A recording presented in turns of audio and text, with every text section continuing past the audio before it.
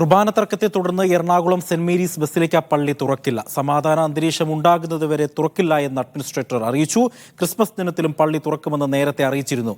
ഒരു വർഷത്തിലധികമായി പള്ളി അടഞ്ഞുകിടക്കുകയാണ്. വിവരങ്ങൾ നൽകുവാനായി റിനു ശ്രീധർ ചേരുകയാണ്. റിനു, ഈസ്റ്റർ ദിനത്തിലും ഈ സമാനമായ രീതിയിൽ തന്നെ ബസിലിക്ക പള്ളി അടച്ചിടേണ്ട ഒരു സാഹചര്യം. ക്രൈസ്തവരെ സംബന്ധിച്ച് ഈസ്റ്റർ ഒപ്പം തന്നെ ക്രിസ്മസ് ഒക്കെ വളരെ പ്രധാനപ്പെട്ട ഒരു ദിനമാണ്. ഇപ്പോൾ ഇതാ ക്രിസ്മസ് ദിനത്തിലും ബസിലിക്ക പള്ളി തുറക്കില്ല എന്നുള്ള ഒരു വിവരമാണ് ലഭിക്കുന്നത്. ഇതുമായി ബന്ധപ്പെട്ട് ബസിലിക്കയുടെ അഡ്മിനിസ്ട്രേറ്റർ പറയുന്നത് എന്താണ്? ജി കുഞ്ഞുമോൻ, കഴിഞ്ഞ ഒരു വർഷത്തിലധികമായി എറണാകുളത്തെ സെന്റ് മേരീസ് ബസിലിക്ക ദേവാലയം അടഞ്ഞു കിടക്കുകയാണ്.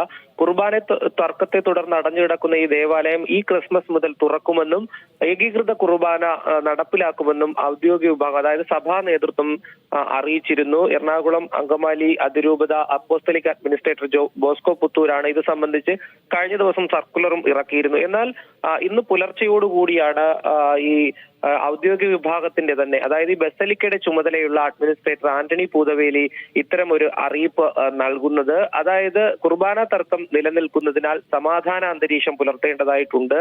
അതുകൊണ്ട് തന്നെ ഈ സമാധാന അന്തരീക്ഷം ഉണ്ടാകുന്നത് വരെ ബസലിക്ക തുറക്കണ്ട എന്നുള്ളതാണ് നിലവിലെ തീരുമാനം. അതുകൊണ്ട് തുറക്കില്ല എന്നുള്ളത് ഇടവകയിലെ അംഗങ്ങൾക്ക് അറിയിപ്പായി നൽകിയിരിക്കുന്നു.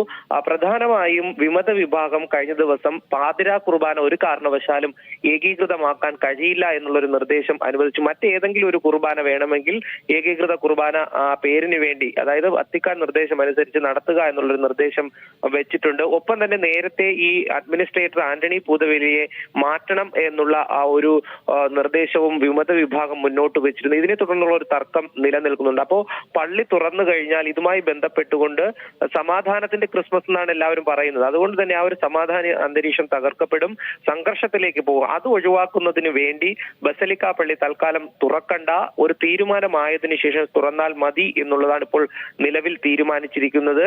കഴിഞ്ഞ ദിവസം സിനഡ് കുർബാന നടത്തുവാൻ വേണ്ടി ഇവിടെ എത്തിയിരുന്ന വത്തിക്കാൻ പ്രതിനിധി ഉൾപ്പെടെ സർക്കുലർ ഇറക്കിയിരുന്നു. പള്ളി തുറക്കും എന്നുള്ളതാണ്, ഒപ്പം സിനഡ് കുർബാന നടത്തും എന്നുള്ളതാണ്. പക്ഷേ വലിയ രീതിയിലൊരു തർക്കം അല്ലെങ്കിൽ എതിർപ്പ് വന്നതിനെ തുടർന്നാണ് ഇപ്പോൾ നിലവിൽ ദേവാലയം തുറക്കണ്ട എന്നുള്ളൊരു തീരുമാനത്തിലേക്ക് എത്തിയിരിക്കുന്നത്.